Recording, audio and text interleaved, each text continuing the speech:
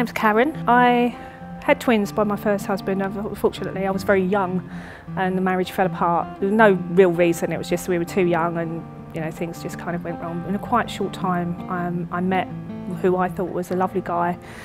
I was with him for 4 years, we got married, and subsequently further down the line I found out through one of my twins disclosing that he'd been sexually abusing them for I think it was 5.5 years. Looking back, you can see certain things that you thought were odd at the time but didn't pay no mind to, and suddenly it's like a jigsaw and it just all falls into place. My youngest twin, not my youngest daughter, my youngest twin, she was playing, she went through a phase. We caught her smoking, we caught her playing truant from school. She suddenly started to dress in a very odd way, and I was concerned. And I was concerned to the point where I thought she was being bullied at school, so I had sort of conversations with the school. I had conversations with friends' parents. I was convinced at one point that she was sort of being sexually harassed by an older brother of one of her friends, and I went off on that. And it was like, you look everywhere, but where it is. What happened was that I had a phone call at work from a social worker from the borough that we were living in at the time. Said, would you like to come and meet me at such and such a time?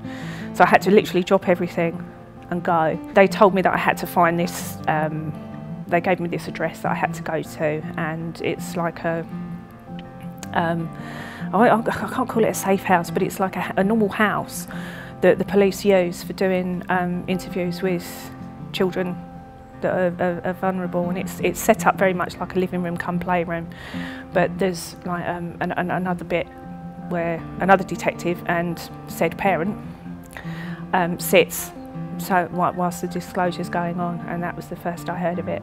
You do suspend belief, because there's no way that you can believe what you're hearing. There's no way that you believe that you could have allowed your child to be in that position. The guilt is phenomenal. It's huge. And it's, everything just, sort of like just everything else just fades away. You're just in this huge black hole thinking, what the hell is this? And you've got no point of reference. There's nothing to hold on to. You're free falling. They made 3 disclosures, I think, in the end, 3 tapes. And the police actually wouldn't take any more because they said it starts to sound contrived. Out of a normal, not particularly great, but a pretty normal humdrum sort of life, all of a sudden the ground's just been cut away in front of you, and you've got this huge abyss that you've got to kind of get across. And it is just the minutiae, it's the tiny, tiny little things that you focus on. You can't look beyond the next minute, it's now. And if I can get through now, I'll worry about the next minute when I get to it. It was a slow process. I mean, the thing is I found running, or running found me. I basically ran the London Marathon. I started from a standing start pretty much and ran the marathon in 10 months. And I kept running.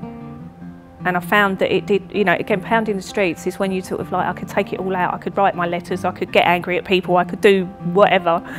And I mean, I don't know the science of it all and everything like that, but I just knew that it made me feel better. And it actually did empower me.